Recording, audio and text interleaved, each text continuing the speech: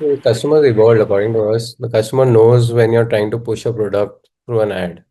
So we thought we'll go the other way. We wanted to, have an emotional connect with the customer so that they remember us in another way. So that is why we launched this micro drama where, there is, it's something that entertains, reflects their lives. We are not imposing ourselves on the customer. We are doing something that is also, it has to feel, worth their time.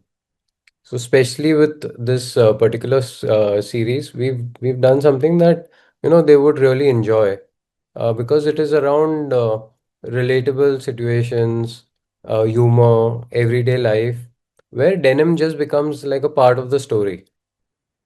Uh, the whole goal of this is to engage the customer emotionally Okay. and build a connection for the long term. Exactly for these same reasons, I think original content is going to play a very big role. Not just microdramas. Microdrama would be like one subset of it. Anything that is, unique. It is either it is educative, or it is inspiring, or it is entertaining. Any of these genres that engages the attention of the customer.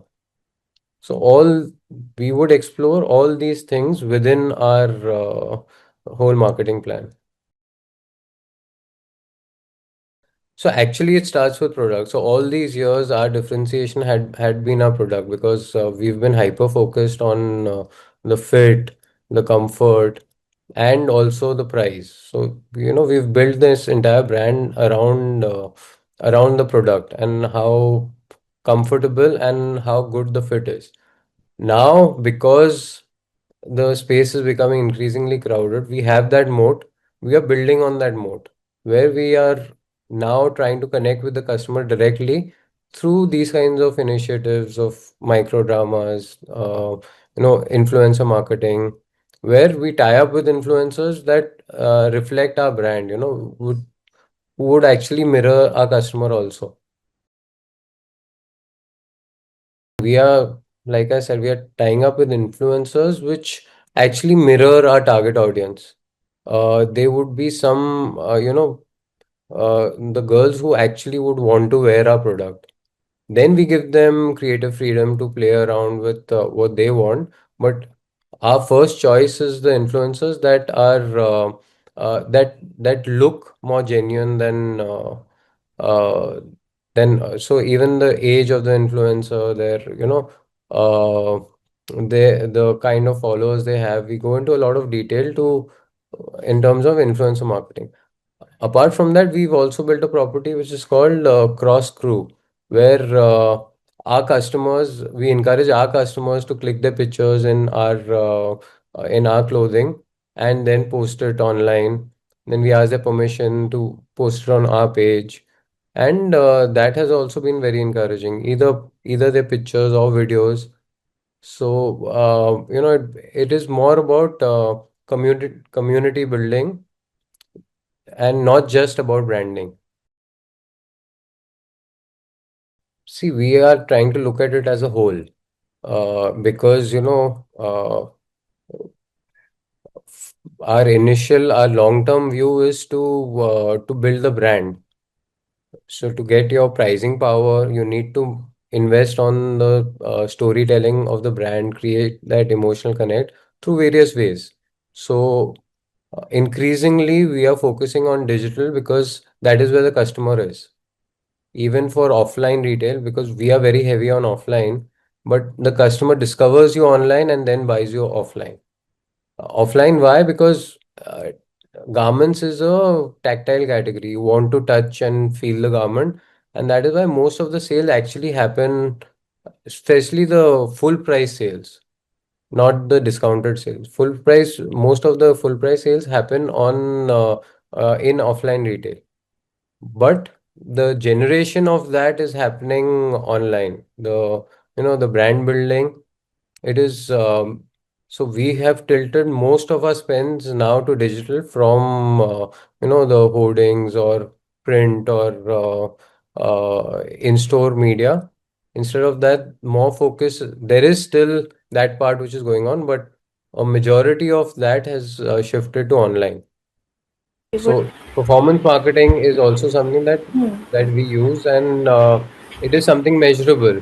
So all the awareness campaigns that we've created, that helps actually increase the returns on performance marketing, because performance marketing is easily measurable. So at least 70% is spent on digital, which Okay. includes everything, these microdramas, influencers, uh, performance marketing. There are multiple ways to tackle this. First way is the product, Um one is that focus on a product which is not easy for others to replicate. So we start with that. Then our own product, we don't, so we've reduced the amount of core denim or core garments that we used to make before. So we are changing the collection. So every 15 days we have a new drop in store and online.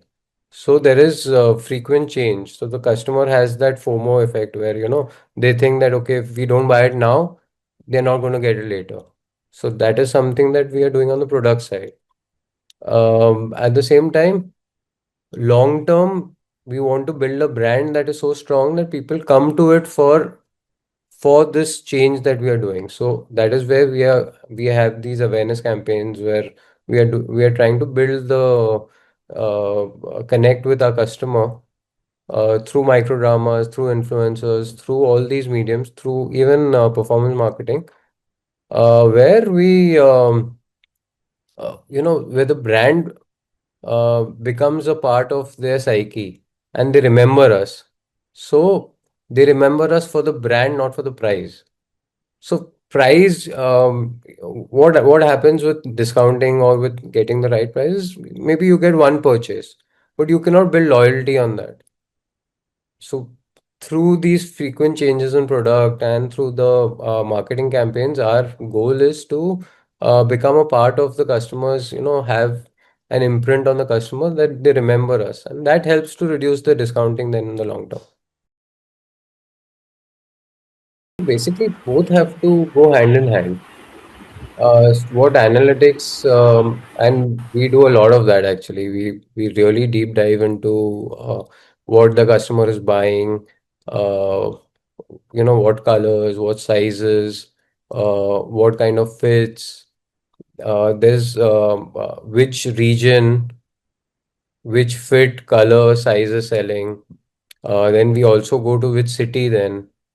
Then it is also done store-wise. So there is a lot of data crunching that is happening, but that gives you something that has happened in the past. So that is important, but it is something to do with the past. We then focus on what the customer would want to buy in the future. So that is a lot of instinct, following trends, and we don't follow trends blindly, because everything that is doing well internationally, it's not certain that it'll do well in India. It has to suit the Indian body type, especially in bottom wear.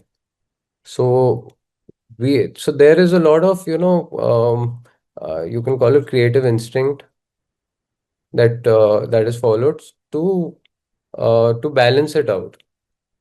So we are doing both. Basically, we've built our brand around change. We are constantly changing our product, the way we market, our image in the customer's mind. We're constantly changing that, and that is why we that is reflected in our sales growth.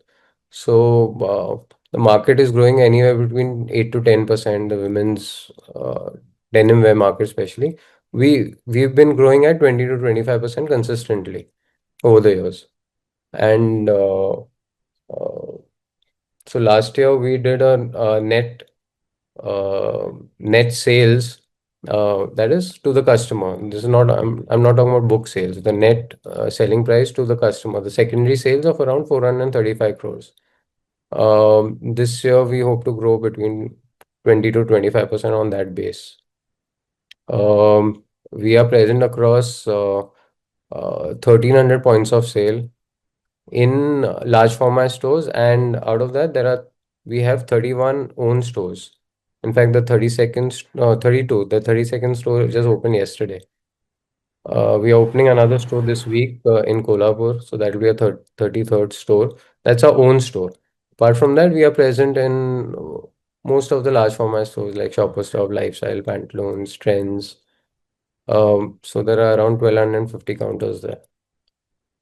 This is the offline space. Online, we are marketing through our own website and Myntra and AGO. So we are present through that. We are also in talks with Myntra for the M Now venture, where where it's available within 30 minutes to 1 hour. So that is something that we are in talks with.